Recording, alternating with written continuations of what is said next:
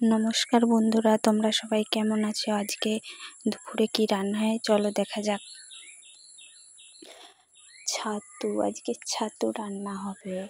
দেখো, মাশরুম ছাতু কিনে নিয়ে আসছে। আজকে আলু কেটে নিয়েছি ডুমো ডুমো করে, দেখে নাও। তারপর ছাতুগুলাও ভালোভাবে কেটে ধুয়ে নিয়ে লবণ দিয়ে জল ঝরতে দিয়েছি।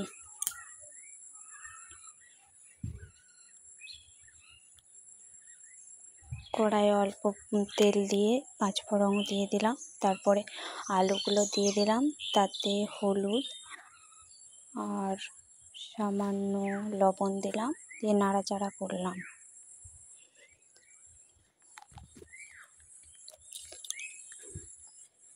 নাড়াচাড়া করার পর অল্প একটু জল দিলাম, তারপরে আবারও একবার নাড়াচাড়া করলাম, দিয়ে সেদ্ধ করতে দেবো। এবং সেদ্ধ হয়ে গেছে এবং ভাজাও হয়ে গেছে, দেখো খুব সুন্দরভাবে। তারপরে আবার কড়াইয়ে তেল দিলাম। তেলটা গরম হয়ে যাওয়ার পর কালো জিরা দেব। কালো জিরাগুলো ভাজা হয়ে যাওয়ার পর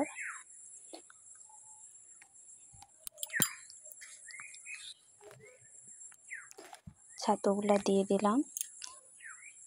ছাতুতে অল্প একটু হলুদ দেব। প্রথমেই বলেছিলাম ওতে লবণ দিয়ে রাখা হয়েছিল, আর লবণ দেব না ওতে। নাড়াচাড়া করতে থাকলাম, দিয়ে দেখো অল্প একটু ভাজা হয়েছে, আর একটু ভাজা হবে। খুব সুন্দরভাবে লালভাবে ভাজা হয়ে গেছে, আর ভাজবো না, এটা এবারে তুলে নেব।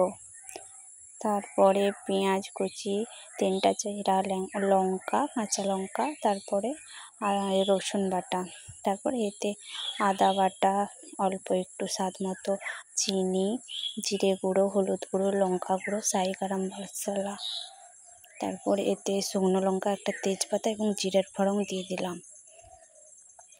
খুবই অল্প তেলে রান্নাটা হচ্ছে, দেখো। তারপরে কাঁচা চেরা লঙ্কাগুলো দিয়ে দিলাম। তারপর পেঁয়াজটা তুলে নেব, ওতে দিয়ে হালকা একটু নেড়ে চেড়ে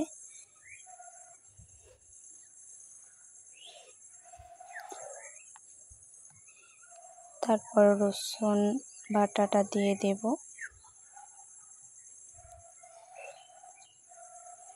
দিয়ে ভালোভাবে ভাজা হয়ে গেলে এতে আদা যে মশলাটা দিয়েছিলাম সেই মশলাটা দিয়ে দেবো। এবারে কষতে থাকবো।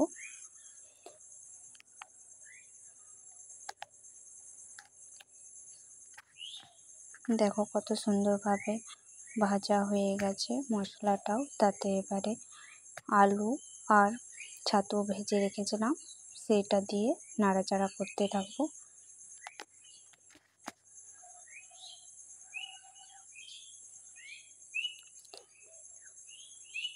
নাড়াচাড়া করার পর পরিমাণ মতো জল দেব, আর একটু জল দেব একটু নাড়াচাড়া করার পর। আর একটা কথা বলে দিচ্ছি, আমি এক হাতে ফোন ধরে করছি, ওই জন্য অসুবিধা হচ্ছে। দেখো আমার ছাতুর ঝোল হয়ে গেছে, কেমন লাগলো বলো।